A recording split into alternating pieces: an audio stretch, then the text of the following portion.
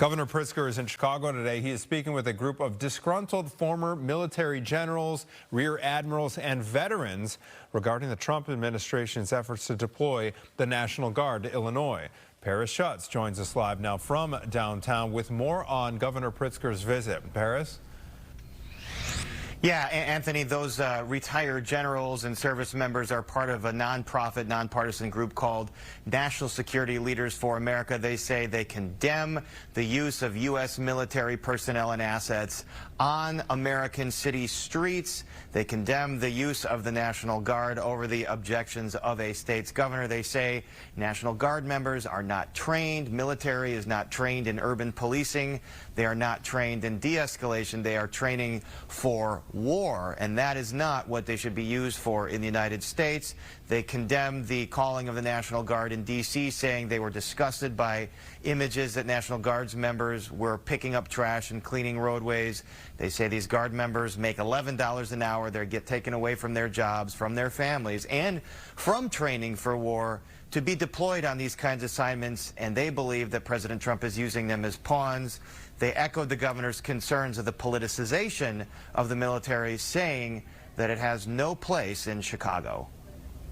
It is Trump and Miller's agents who are operating like his own personal secret police, harassing civilians, tear-gassing communities, arresting journalists, and grabbing people on the street to ask them for their papers based on the color of their skin.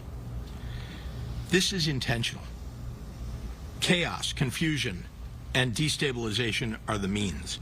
Eroding our democratic institutions is his end goal. ICE agents are not trained soldiers. They're not trained soldiers, and they don't show the discipline that soldiers do. They don't obey the same rules of engagement that soldiers do. It offends me as a soldier that we have ICE agents, I think the modern term is cosplaying, I would say pretending to be soldiers. They're not soldiers.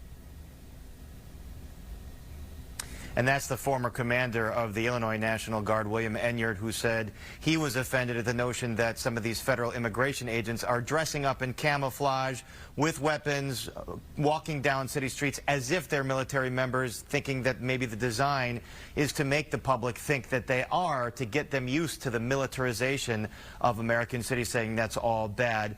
One other side note, there was some news about the governor claiming on his income tax return $1.4 million in gambling winnings on a trip to Vegas. I asked him about that today. $1.4 million, that's a big number.